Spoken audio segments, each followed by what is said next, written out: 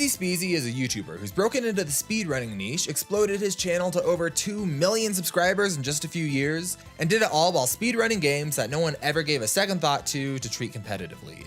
Henry Stickmin, Duck Life, Plants vs. Zombies, Where's My Water, and even Cookie Clicker, which I didn't think was possible.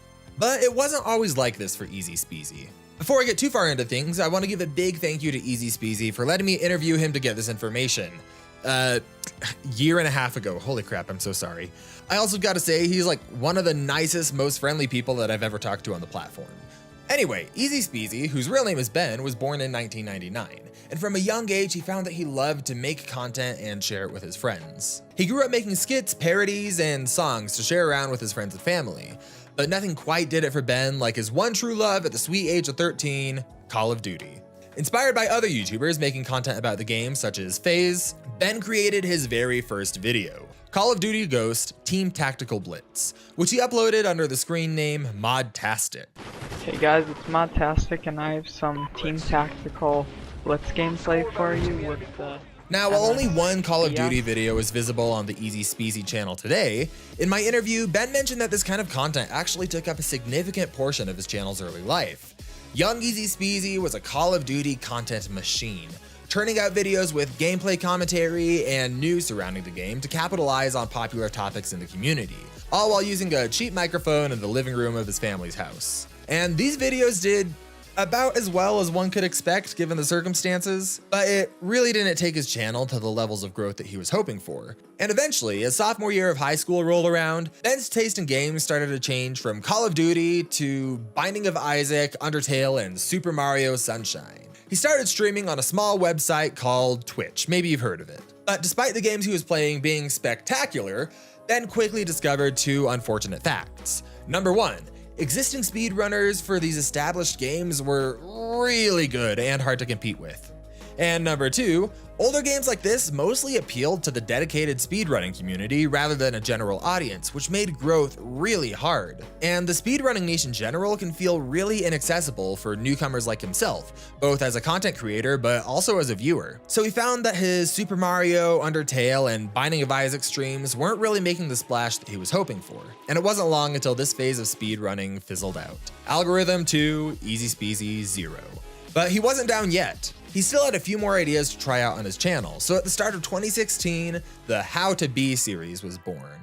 This series was full of tongue-in-cheek commentary and skits almost, pointing fun at creators on the website, like Bart Baker, Niga Higa, Moist Critical, and everyone's favorite content creators, Deadpool and Captain America. This series was the first real powerhouse of the channel, and it gradually grew in views, even gaining the attention of some other small YouTubers. And EasySpeezy jumped into this with an incredible work ethic, pushing out over a dozen videos in just a few months.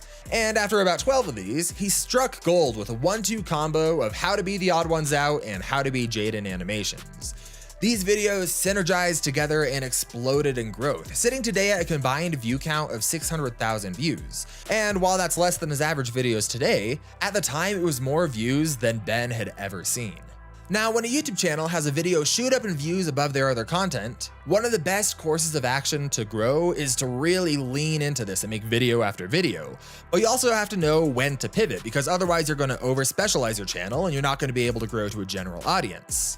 And we can kind of see both of these principles come into play as EasySpeezy doubled down hard on his How to Be series. And he made nearly 50 videos in 6 months. Holy crap, slow down, my guy. And despite these videos getting the most views that his channel's ever had, it eventually became clear that the series was hitting a plateau. Ben experimented with a few types of videos, such as video essays on the history of video games or video game characters. This Mario one is actually great, check it out. And he also tried his hand at skits with his friends, and the series I'm most heartbroken didn't take off, Cooking with Speezy. So we're just chilling and grilling. Now, the art of lemon zest is not really art, it's just doing shit. Oh, let's go! The channel, it had a different tone back then. That shrimp pasta, though, was looking real nice. As Ben tested these waters with a few different types of videos, things were evolving in his real life as well. He was on a break in the middle of college and lined up for an internship at a local computer science company. But before he took the plunge and went headlong into becoming a computer scientist, is that what you call him? He took inspiration from the popular creators Devin Nash and Ludwig. He decided to renew and refine his channel's focus and give YouTube one last go. To do this, he went back to his roots from the good old days as Super Mario and Sans and decided it was time for speedrunning once more. But there was an issue. Thousands of streamers start up every single day, and without something to make you stand out, there's just almost no way to grow or break through. So Ben knew that he needed to find a twist to really make his content pop. He took the idea of speedrunning and added one small tweak, giving birth to the how fast can you speedrun insert game here in 1 week.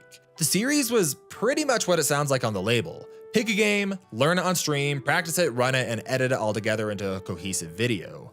And while it was a simple concept, it really worked. He started with the classic, Legend of Zelda: Breath of the Wild. And honestly, even looking at the series from a visual perspective, the thumbnail quality from this point on was just so much more effective than what he was doing before. Take a look at this first one for his Legend of Zelda video. It tells you everything you need to know so effectively that you hardly even need a title, and it's really clean and simple to look at. It might seem like a minor note, but like I said, thumbnails can make a really big difference. You can see this gradual increase in his thumbnail quality from this point on. And that quality also reflected in the view count. His Breath of the Wild video was an instant banger. Super Mario, instant banger. Dark Souls, banger, I hardly know her. But his views really hit an all-time high when he made a video called So I Decided to Speedrun Yandere Simulator. Now, if any of you don't know what Yandere Simulator is, picture you take an average high school simulator, make it a lot more pervy, add a lot more murder, and never finish it. That's basically Yandere Simulator.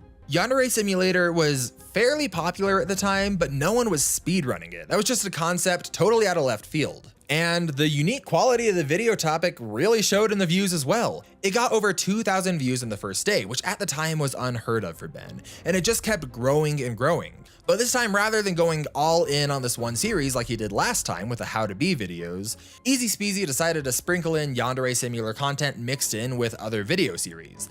The last thing he wanted was to finally make it big, only to immediately become a dedicated Yandere Simulator channel. That being said, it's hard to emphasize just how influential the series seems to be for his channel's growth. While his channel was getting some really good views at the time, it was just inconsistent. But after his very first Yandere Simulator video, the EasySpeezy channel never had another video under 25,000 views ever again. And most of the views at this point were in the hundreds of thousands. It's likely that without this cursed video game, oh my gosh, this is, It's likely that without Yandere Simulator, the EasySpeezy channel would look very different than it does today. And thankfully, the strategy of sprinkling it in with other videos really paid off. Despite some initial concerns that it wouldn't match his brand, Ben decided to release So I Decided to Speedrun Mr. Crab Overdoses on Ketamine. Classic. This video shot past anything that had ever been seen on the channel, and it leveled up his views once again. And I feel like I keep saying this, the videos leveled up, new high, but it's true. As soon as Ben decided to go all in becoming EasySpeezy, he just kept hitting milestone after milestone, going from tens of thousands to hundreds of thousands to millions of views, and it just keeps going. He took this concept of speedrunning games that no one else is trying to speedrun and brought it up to a level of engagement and views that any content creator would be lucky to have. By taking these games that appeal to a casual audience, mixing in a sprinkle of nostalgia, and then presenting that all alongside the fun of speedrunning, EasySpeezy effectively filled a gap in the speedrunning niche that nobody even knew was there. It was hardcore gaming for casual gamers. And by tapping into this audience, EasySpeezy was able to turn himself into somewhat of a household name and live out his dream to make content online. I'm Ink, and this has been the Rise of Creator series, and I want to leave you all with one final burning question. When are we finally going to get So I Decided to Speedrun Making Shrimp Pasta?